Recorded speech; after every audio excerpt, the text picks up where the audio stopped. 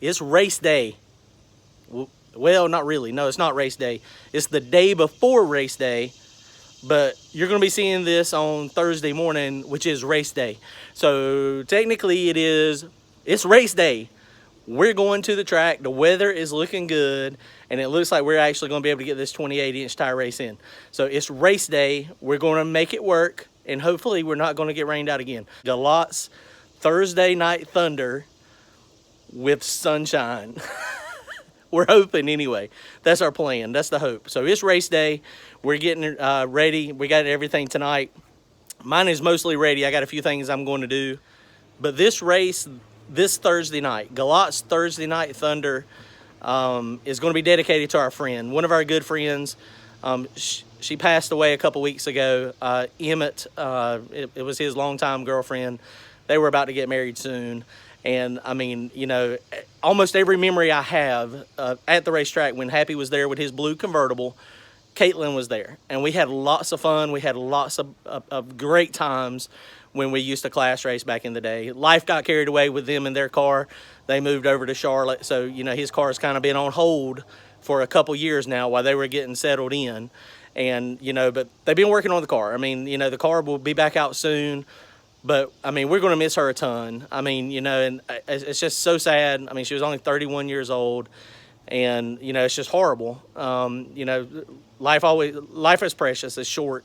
I mean, it just always takes different turns. You never know what's going to happen. So, I mean, you know, it sucks really bad. But, you know, this race, this weekend, this Thursday night, tomorrow night, we're going to dedicate it in her memory, Caitlin Lewis. I mean, we're going to miss her like crazy. It's just hard. It's hard to, you know, even still talk about.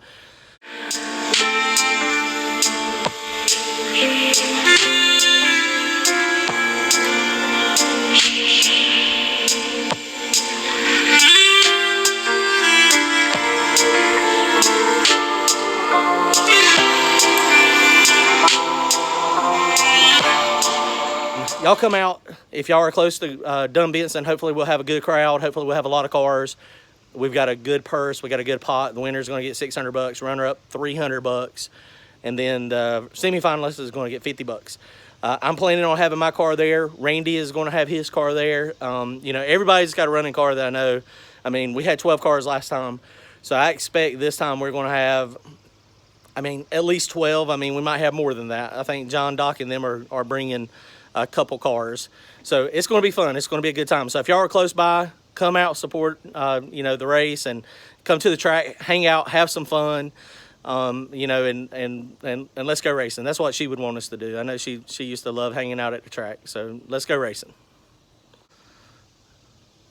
So y'all saw our race. Y'all saw the race we had between John, Doc, and myself and Brown Sugar. And that was a good race. I gave him the break.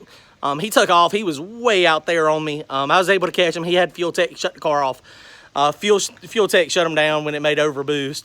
But we had a side bet. So our bet is that if I lost, I was going to have to wear that cow suit. Now, I probably wouldn't have been able to fit in the cow suit, but he was like, I'll buy another cow suit.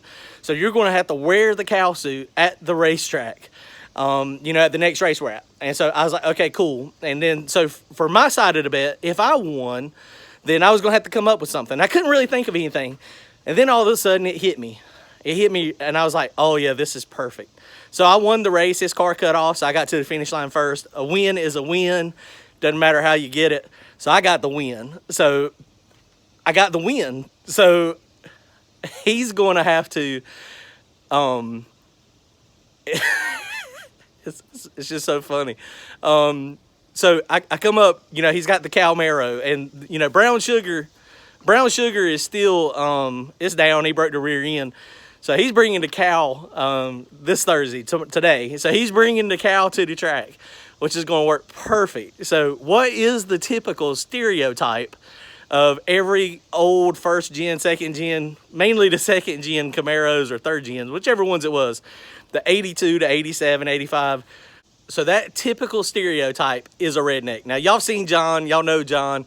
He is as far from a redneck as it is. He is, I mean, he's just not. He doesn't have any of the characteristics of what I would consider a redneck. I'm a redneck, but, you know, it is what it is.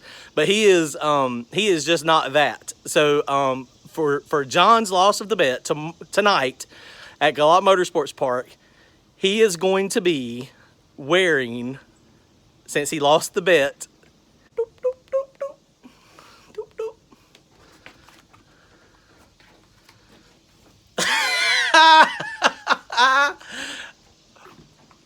Oh my God. It's going to be so funny. He's got a mullet wig, and a plaid sleeveless shirt. And he's going to be wearing this at our driver's meet, and he's going to be wearing this. He's going to be sporting it. It's going to look so cool under his LS Nasty hat, and he's going to have his LS Nasty t-shirt on. But he's going to be sporting the wig. Now, I don't know how that mullet is going to behave under that helmet. But I think it's going to be great. So he's going to be sporting this tonight at the track. So, oh my God, that's so funny. That is just hilarious. And the funniest part is he's in a Camaro. And not all Camaros are rednecks and have mullets anymore. Mullets used to be cool back in the day, Billy Ray Cyrus style. So it matches his hair. He's got nice dark black hair. So this is going to fit perfect. This is going to work really cool for John. So I think it's going to be entertaining. Shoot, I might try it on myself. Let me try it on. Let me see how I look. Minus the shirt. That ain't going to fit me. Oh my God, I look like Joe Dirt. Hold on, let me see if it'll fit under my hat. It kind of fits, but not really. Oh my God. Yeah, this is going to be great. This is going to be hilarious. All day. Oh, it's kind of hot. Oh, man, it's kind of hot on my neck back here. Let me throw it. Hold on. Okay. So I think that's hilarious. And something else we've got. So tomorrow, John is bringing the cow, like I said. So he's going to be in the mullet wig. And I guess that'll fit under the fire suit. I guess he can take it off while he's doing the fire suit, while he's actually racing. But I'm racing the Camaro tomorrow night. So tomorrow night, so we were talking smack back and forth a little bit at Piedmont.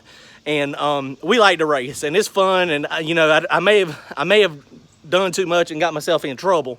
But the cow is getting the brake and the clear. So what that means is he gets to take off. I can't move until I see him move. And that's going to be about my car is going to be basically 4/10 to a half a second behind him. And then I've got to clear him. So that means I've got to catch him, and I've got to get space between my back bumper and the front of his car. So, I mean, he's going to have a bunch of GoPros on. So, I mean, we'll be able to clearly see who the winner was. I said, let's race again. And he said, well, to break into clear. So it was John's idea to get the clear in there. I was going to give him the break, but, you know, I mean, he wanted to clear as well. So, you know, we just like to race, and it's going to be fun. So we'll do something crazy again. I can't get in that cow suit. So I don't know what I'm going to do. Maybe we'll switch drivers or something. Maybe I'll drive the Camaro and he'll drive my car.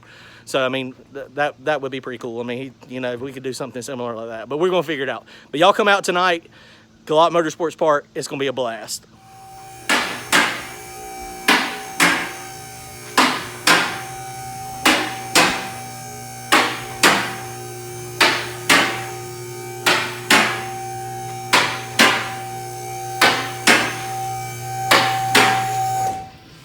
All right, Randy's is up on the lift. Something we are going to do to his tonight is change the gear. It's got a 389 in it now, and it's not pulling it. The converter is too tight for that much gear. So we're going to put the 410 back in it. So we're going to do that real quick tonight.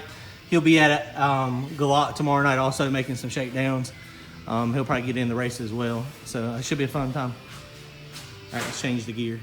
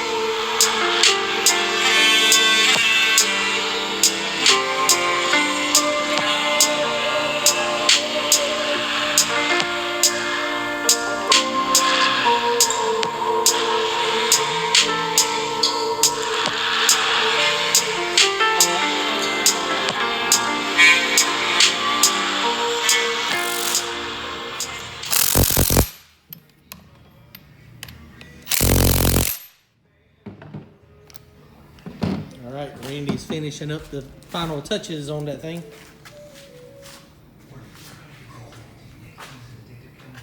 Got it marked up. Pattern's okay, not terrible. Took us a little longer than anticipated again. But that seems like always. So what can you do? All right, we're gonna throw it back in. Well, Randy's gonna throw it back in. I'm gonna sit down right there. Yeah? Yeah. All right, it's back together. I finally got up off that stool. Brian and Randy did the bulk of the work.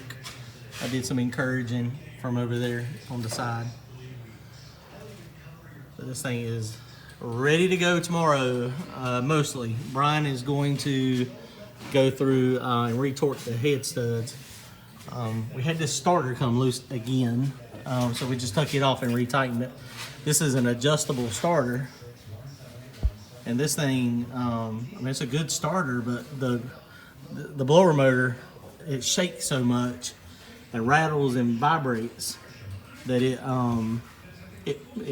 just loosened the adjustment. The bolts that hold it to the transmission were fine. There's the adjustments. But this thing, as Eric Gold called it, a vibrator the other day. Ooh, she bad though. All right, so this one will be ready once Brian does the head studs tomorrow. We'll be ready to go. All right.